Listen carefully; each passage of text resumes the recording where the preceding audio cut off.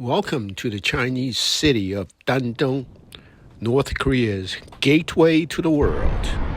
North Korea borders three countries: Russia, China, and South Korea. The North-South Korean border, known as the Demilitarized Zone (DMZ), is one of the most heavily fortified and dangerous frontiers in the world. Spanning 150 miles across the peninsula, the 2.5-mile wide buffer zone is heavily layered with an estimated 2 million landmines, electric fences, tank traps, and hundreds of thousands of heavily armed troops. The atmosphere of North Korea's border with China here is different. There's no visible security, no armed guards patrolling the riverbank, no razor wire along the promenade, at least not on the Chinese side. All is calm, and you wouldn't know it. It's an international border by just looking at it. The waterfront of Dandong here, as I walk on, sits directly on the banks of the Yalu River, offering a fascinating juxtaposition between modern Chinese urban life and a direct, unobstructed view of Sinuiju, North Korea. It serves as bustling, vibrant cultural focal point. Of the two bridges you can look at, the closest one is the Broken Bridge. Why it's called that? Because half the bridge is missing. How come? Well, we can go take a look at it, shall we? The ticket costs 30 yuan. It's about $5. Now let's go check it out.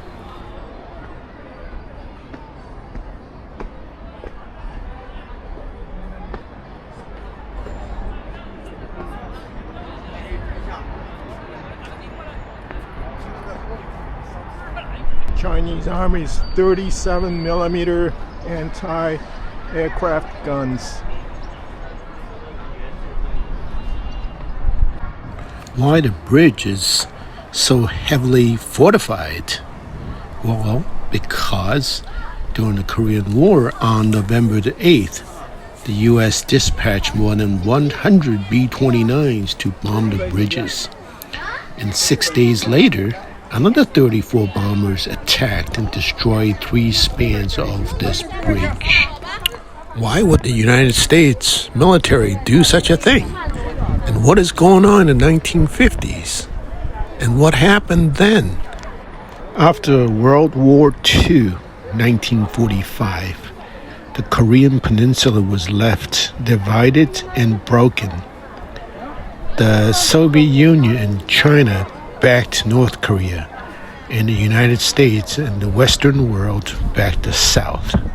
The Korean War broke out in June 1950 by the North Korean army marched south and actually almost conquered the whole Korean peninsula. And the United Nations force only have Busan and the South Korea left as a defensive perimeter.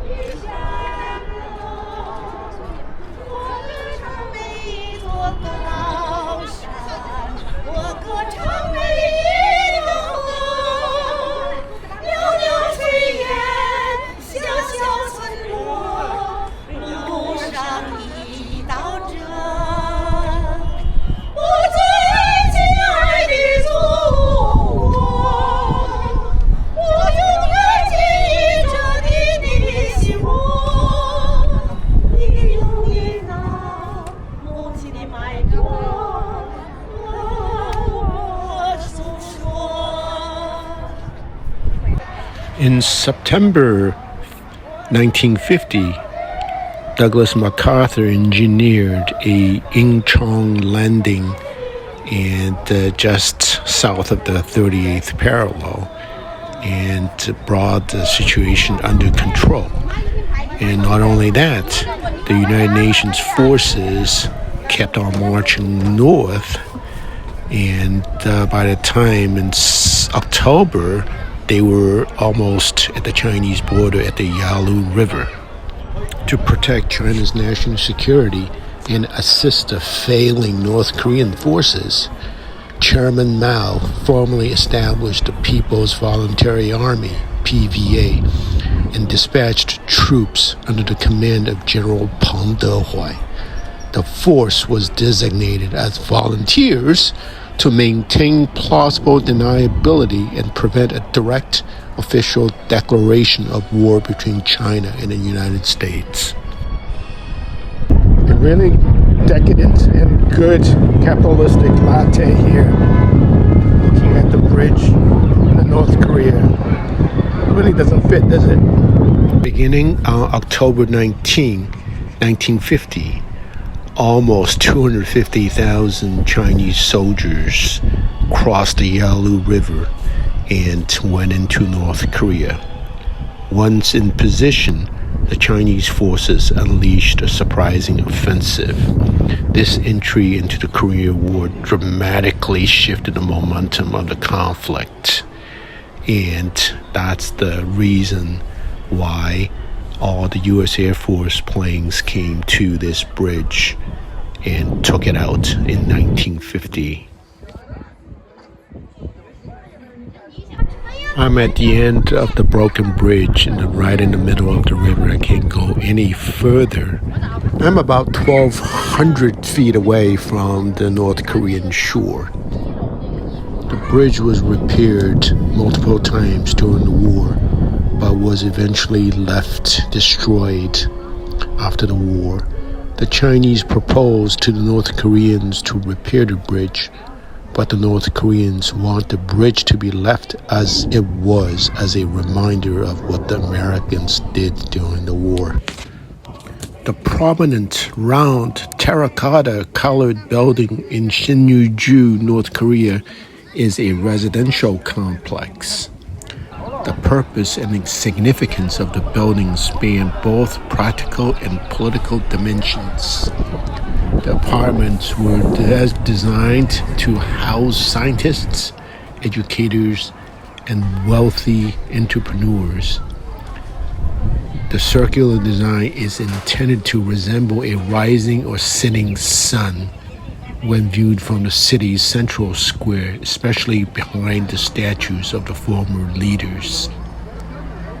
I've heard that the positioned on the banks of Yalu River near the bridges, the terracotta building acts as a showcase of modern development facing the Chinese border city, Dandong.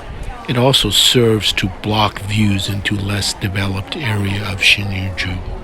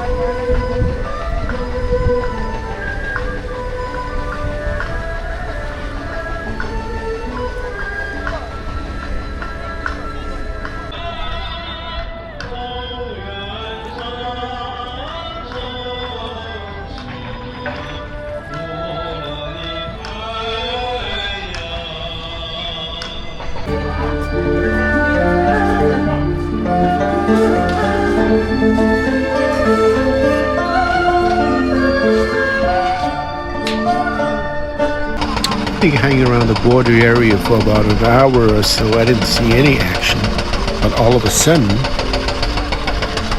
above the jackhammer noises, I see a train going on a friendship bridge headed into North Korea.